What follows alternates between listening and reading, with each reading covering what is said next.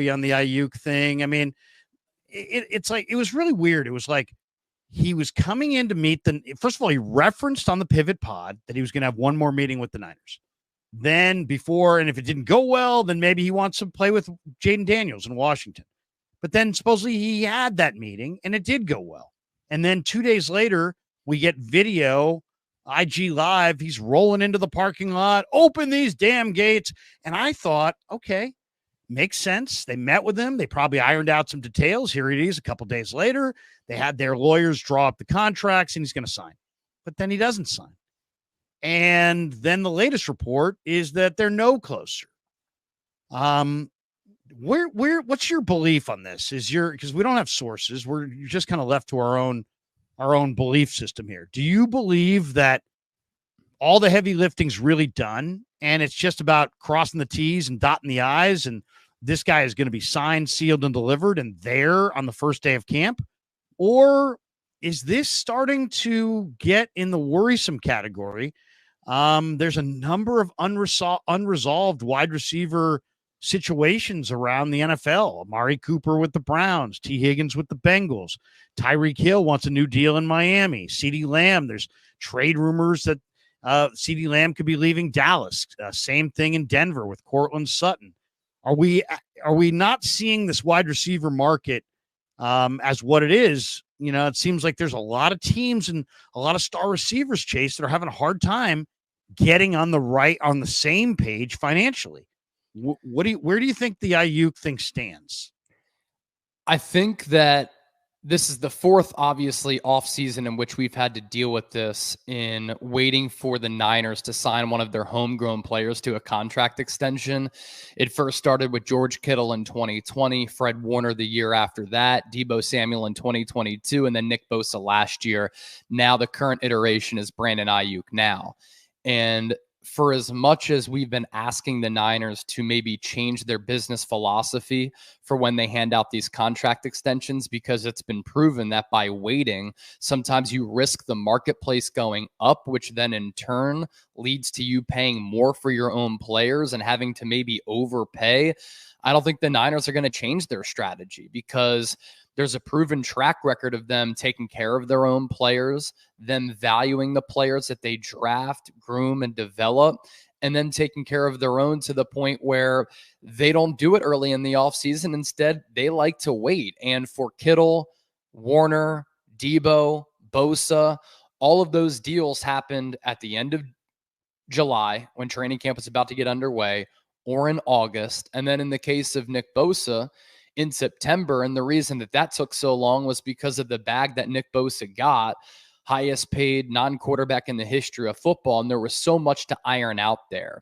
So with a couple of weeks left to go until the Niners report to training camp on July 23rd, there's ample time to get a deal done. But also at this point, I don't think a deal does get done until it fits the Niners' timeline here. And I'm not sure what the thought process is there behind waiting to get these deals done. Maybe they look at it and oversee everything, and they have some conversations and they come to the conclusion, hey, let's wait for some things to die down a little bit, because during the summer, when there's a lot of drama and a lot of speculation, emotions can run high. Let's just wait until training camp comes around when everybody's focusing on football, and we'll wait for those emotions to die down to try to strike a deal. Now, you're so right about the wide receiver market, and it's pretty wild how much it has changed just in the course of this offseason and how many wide receivers have gotten paid, from the likes of Nico Collins, who's making $24.25 per year, all the way to Justin Jefferson, who's making $35 million per year. And as part of that, with all of these wide receivers getting paid, not only has the market shifted, but our teams starting to think about the wide receiver position a little bit differently, where they look at the college ranks and they look at these draft classes and they're gathering data, and they're seeing that all of these young players who get drafted are able to contribute year one, year two, and become really good players throughout the duration of their entire rookie deal, whether that be 4 or 5 years. And our team's going to pivot that strategy and maybe decide to draft wide receivers as compared to retaining them, because the cost net is so drastic there, in which you're saving so much money if you're just drafting and developing these wide receivers. So I think there's all of those things that are going into this, but it's yet another offseason in which you and I, all fans, were waiting to see when a Niners homegrown player gets a contract extension. Well, I'm kind of waiting to see how this is coming to an end ahead. If it's true what Aiyuk told us in that Pivot podcast, which was that his last conversation with the Niners was, hey, we're not on the same page, and we don't think we're going to get on the same page with you. Well, it's almost like they're saying, we're on the verge of trading you. And then you got to think that Aiyuk said, hey, I got one more meeting with the Niners. If it goes well, we'll get a deal done. If it doesn't go well, you might see me in DC. Maybe Aiyuk could get frustrated with them and demand a trade. For a piece that was published yesterday on the 33rd team, are you familiar with Marcus Mosher? I am not, no, but I know the 33rd team. And they're pretty credible. That's a pretty credible. I mean, I believe Ari Myrov works for them. And they've got some NFL scouts and different personnel people. I saw Joe Banner was on there a few years ago. A few months ago, he had a quote about Kyle Shanahan, and I thought that was really interesting. I think we played it in one of our streams. But for a piece that was published for yesterday's 33rd team, he named Marcus Mosher, who's a writer, NFL writer, named the Steelers as probably the most likely team to land Brandon Aiyuk in a potential trade. We saw Aiyuk walking through the airport, and they said, are you going to be a Niner? Or I don't know how the question was phrased exactly, but he made it seem like, yeah, I want to be a Niner. So I think a lot of people are like, oh, well, he's not going to be traded. And the latest is that it seems like that he's not going to be traded. But what do you think? I mean, and the 33rd team says the Steelers traded away Deontay Johnson. They drafted Roman Wilson out of Michigan in the 3rd round, but he's more of a slot receiver than an X who can create separation against man coverage. And he lists, the Jets and the Commanders and Denver and a couple other teams. But he says the Steelers are the team most likely to trade for Brandon Aiyuk. Aiyuk did wear a Pittsburgh Pirate hat on that IG Live when he was rolling in, but I don't know. These days, is he wearing it to match the colors of what other things he was wearing, or was he actually trying to troll the Niners fans or Steeler fans or Pirate fans? What do you think about the idea of trading Aiyuk? Where do you think that is? Do you think the Niners are open to it, against it? You think he's open to it, against it? His mom's a Niner fan, that's for sure. It was funny because you're referencing the TMZ video where Aiyuk is walking out of the airport. It looks as though he's going to get a car. He just got off a flight. And what a world to live in, where you're at the airport and TMZ just rolls up paparazzi style. They start asking you questions. I actually thought Aiyuk handled it pretty well. He even said during the Pivot podcast, I kind of like the attention that I've been getting this offseason. I have my girl recording everything. He's making a documentary or whatever. Yeah, we're making a move together, and we're going to be able to put together some digital content. Obviously, these athletes nowadays are taking advantage of these digital mediums because they understand it can help with marketability and profit too, because you can make a lot of money via digital platforms on YouTube. But the TMZ guy was like, you were wearing a Pittsburgh Steelers hat. And Aiyuk was like, no, I wasn't. I was wearing a Pittsburgh Pirates hat. They reached out to me on Instagram and asked if I wanted a Pirates hat. I did think that was a little bit interesting. Like, is that the Pittsburgh Pirates trying to say, Brandon Aiyuk, we love you here in Pittsburgh. Here's a Pirates hat. I do think the Pirates hat is a fresh one. It reminds me of Roberto Clemente and those fresh uniforms that they have. But look, going back to what you also said, I just kind of crack up at some of the antics this offseason. And Aiyuk has the right to be frustrated, right? He hasn't landed the deal. There are other wide receivers who have gotten paid. He has not yet gotten the bag. And he's also probably looking at these other players who have gotten money, who are lesser wide receivers than him. He's saying, I'm an all-pro. They're not all pros, yet they're still getting paid. And there are players on the Niners team who are getting new contracts and guaranteed money, like Christian McCaffrey and Jawan Jennings. And Aiyuk probably looks at that saying, where's my money? I mean, you want to throw a Bay Area tie in there. That's part of the reason why Klay Thompson was so bitter with the Golden State Warriors. He saw Andrew Wiggins, Jordan Poole, Draymond Green get paid, and he's like, well, hold on. I've been one of the best two-way players in the NBA, a 5-time All-Star, 4 NBA championships. I came back from a torn Achilles and torn ACL to win a title. I played lockdown defense on some of the best wings in some of the biggest moments in the Western Conference playoffs and in the NBA Finals. Where's my new contract? So I could see where Aiyuk is coming from there, but also at the same time, yeah, he might be frustrated. He has caused so much of this drama to transpire this offseason. He has taken the social media playbook of what is required for a contract negotiation, where you make noise on social media, you get fans to talk about it, you try to put pressure on the organization, you try to get leverage on your side, then the media talks about you all the time. You stay in the news and you continue to be a subject matter for talking heads like you and I and others and fans.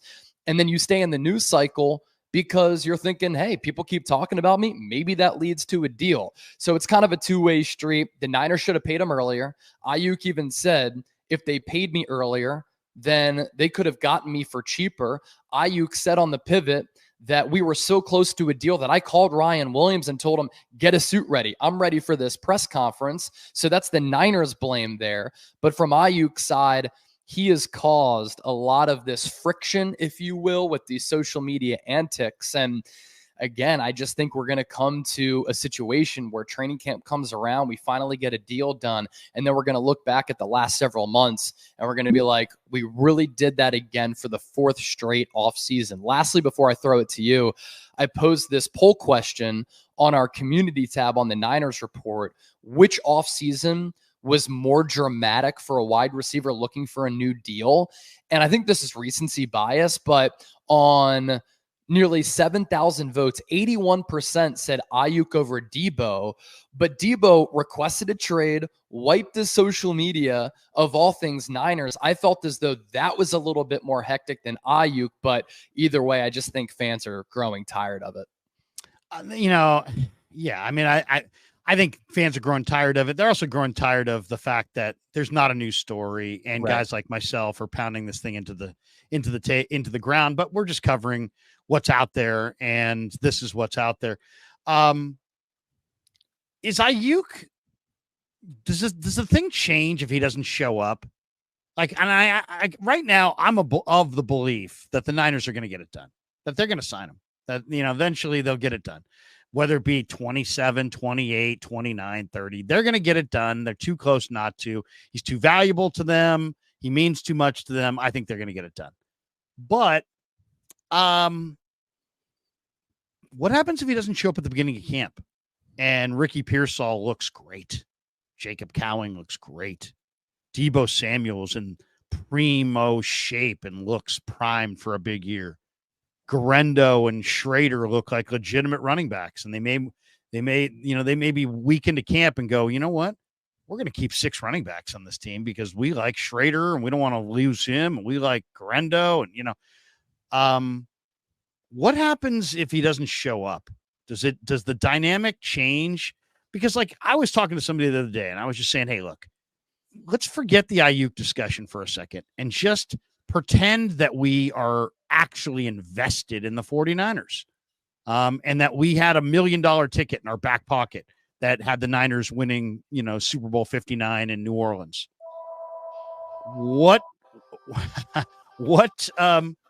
player gets you over the top? Is it Aiyuk? Or like if he doesn't show up and Cowing and Pearsall are playing great, I could make an argument I'd rather trade him to Denver for Surtain, and having a true number 1 corner might, you're going to have to play the Eagles. They got A.J. Brown and they got Devontae Smith, and you're going to have to play the Chiefs, and the Chiefs just got Hollywood Brown, and they've got Mahomes. It's like maybe having that true number 1 dominant corner like Kansas City had with McDuffie and Snead, that might be the better route to go. So I don't know. What do you think?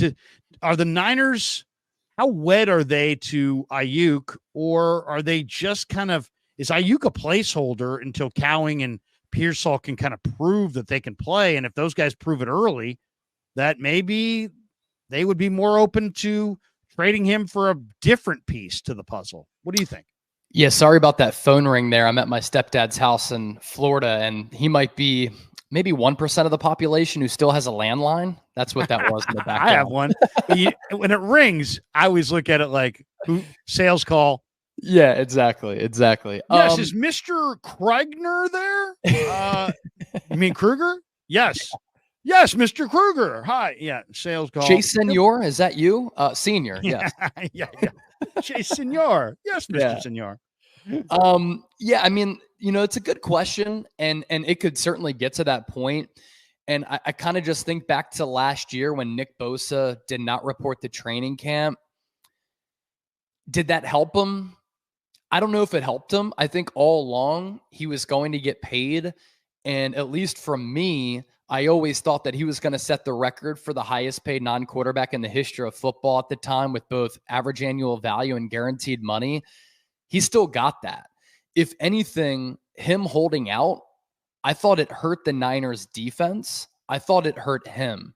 He was really slow as far as the production goes, coming off the Defensive Player of the Year campaign, to really find his stride and get going. And I think an indication of that was he was just a tick off of having a handful of sacks early in the year. And I think that the difference between him actually getting home to the quarterback and having a pressure or a quarterback hit, because if you look at the quarterback pressure and quarterback hits numbers from 2023 to 2022, some of the numbers last year were actually better than when he had 18 and a half sacks and 1 DPOY. But that difference was him, I think, not being at training camp, partaking in practices. We knew that he was going to be in incredible shape because the dude loves ball and is one of one as far as his look and what shape he is in. But it's just totally different being in Nick Bosa sculpted shape and looking like Adonis, but also being in football shape. And he even said and admitted many months later that him not being at training camp did cause for a little bit of a slow start. Now, the sack numbers ended up picking up a little bit toward the middle and latter portions of the season. And then in the playoffs, I thought he brought it after he had a little bit of a playoff drought the past couple of years because he wore down a little bit. But it hurt him and it hurt the Niners defense. And if Aiyuk holds out, I know that we can talk about Ricky Pearsall and Jacob Cowing showing up and performing well, and that would be great. That would mean that the Niners have some really quality young talent at the wide receiver position, which gives you roster building flexibility moving forward and financial flexibility moving forward. That's great. But when Aiyuk comes back, he's going to be the number one. And if Brock Purdy and this offense are without their number one for an extended period of time to start training camp, either way, I think a deal gets done, but I think it hurts you on the field. And that's not what I want to see. What I want to see is this savage revenge tour for San Francisco. I want to see them still heartbroken and bitter about that Super Bowl loss to the Kansas City Chiefs in February. And they're looking at them as being so close. 3 straight NFC titles, a Super Bowl appearance, 4 NFC titles in 5 years, 2 Super Bowl appearances. As an organization, 7 NFC titles in 14 years. They haven't won a ring since 1994. And I want to see them take that personally. I want them to understand that they choked that Super Bowl away, that they should not have lost, that they could have taken down Patrick Mahomes and Andy Reid, and it changes so much about the San Francisco 49ers. The legacy of Kyle Shanahan, the story of Brock Purdy. Now you're talking about future Hall of Famers and Trent Williams and Fred Warner, possibly Nick Bosa, Christian McCaffrey, Deebo Samuel, Brandon Aiyuk, all these all-pros, Pro Bowlers, future Hall of Famers. They get a ring, it changes everything about their legacies, right? And so I want to see everybody on the same page right from the jump, starting on July 23rd, because they're the best team in the NFC. I think they might have the best roster in the NFL. And if Aiyuk is not there, it's just not the same squad. The level of confidence and swagger and physicality and overall talent he brings to the team is drastic. So I hope it doesn't get to that point, because I think it hurts the on-field product. And that, at the end of the day, is what matters. Yeah, it's funny. We've got people in here. Ayuk, there's people that are all over the map on it. Ayuk is, they're ripping Ayuk. Ayuk's a toilet bug. We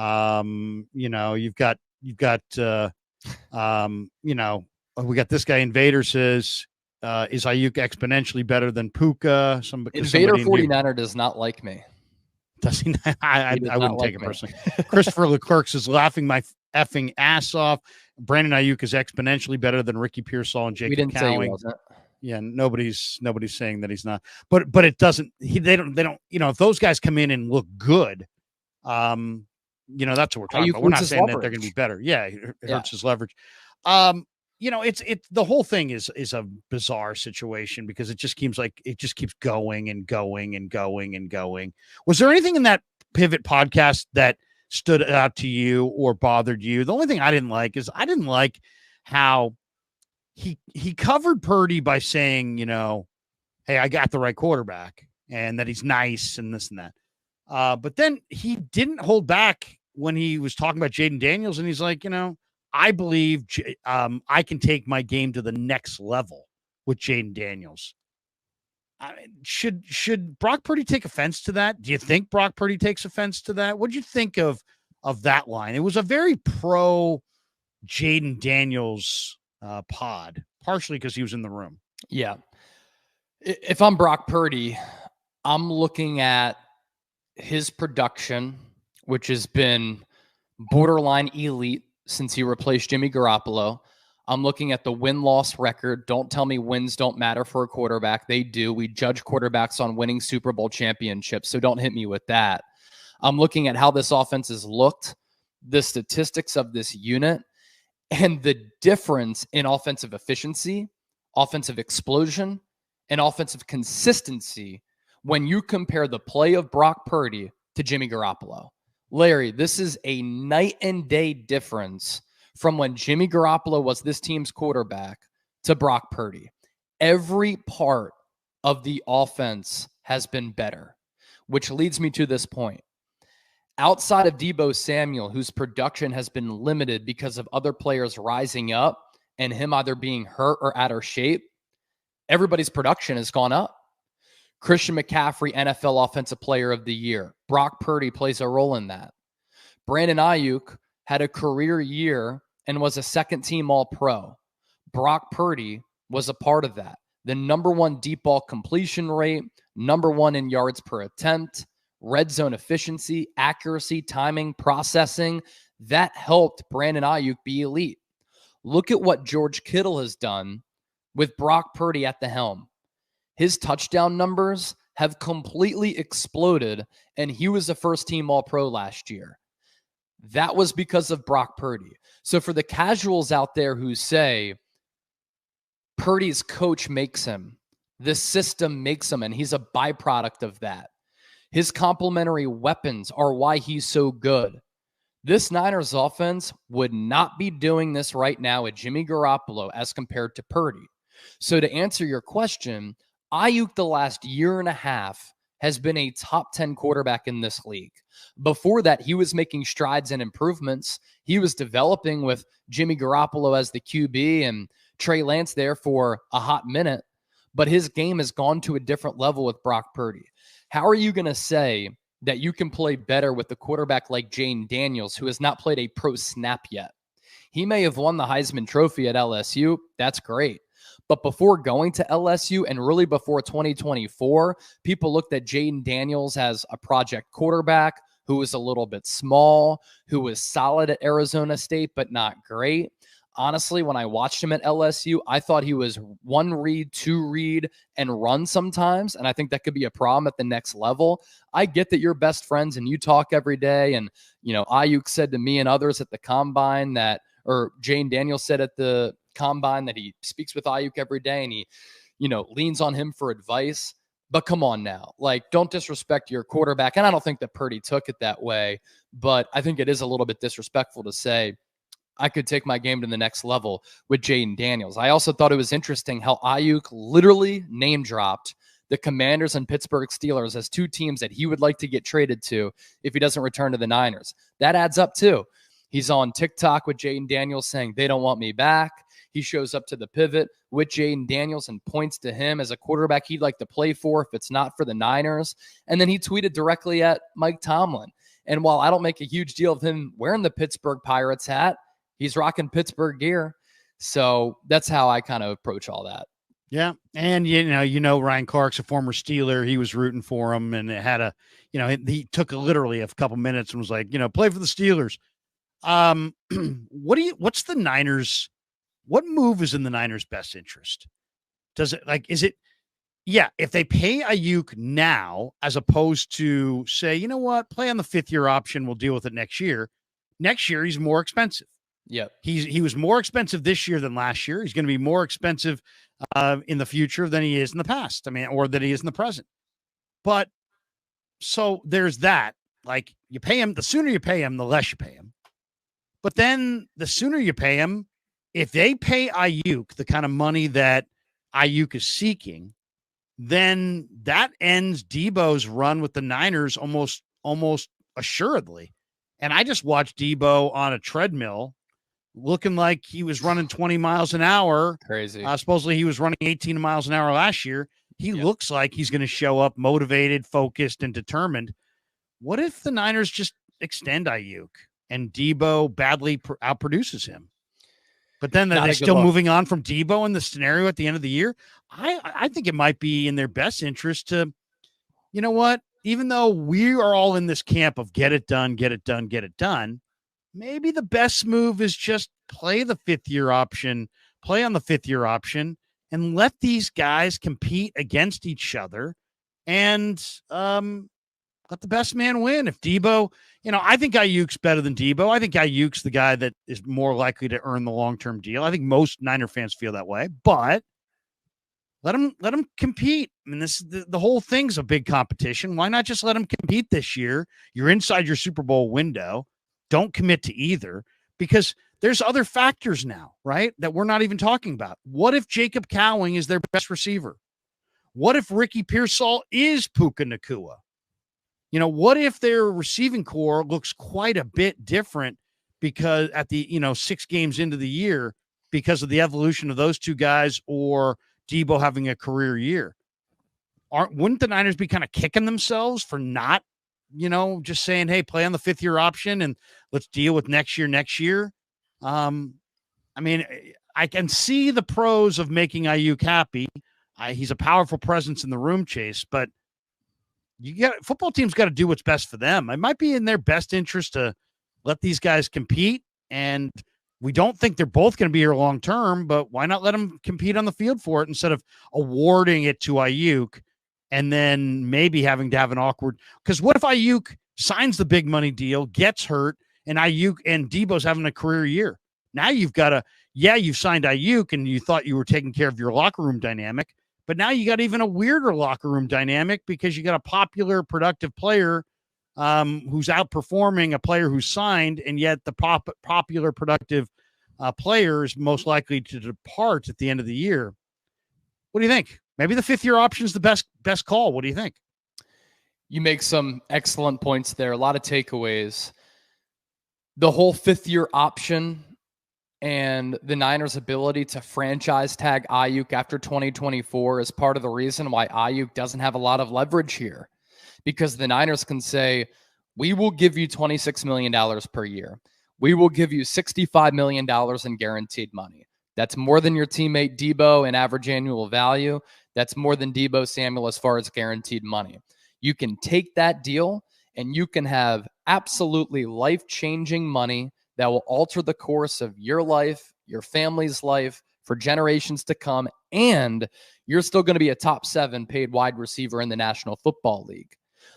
If you don't want to take that deal, that's fine. We still have leverage here in this little arms race, because you can play this season on the 5th-year option of $14+ million, and then we have the right to franchise tag you next year. And right now, the franchise tag for 2024, it's the average of the top 5 players at the position, I believe, is like $24 million. That would be a bargain for Brandon Aiyuk. Now, next year it will go up because other wide receivers have gotten paid this offseason to increase that number.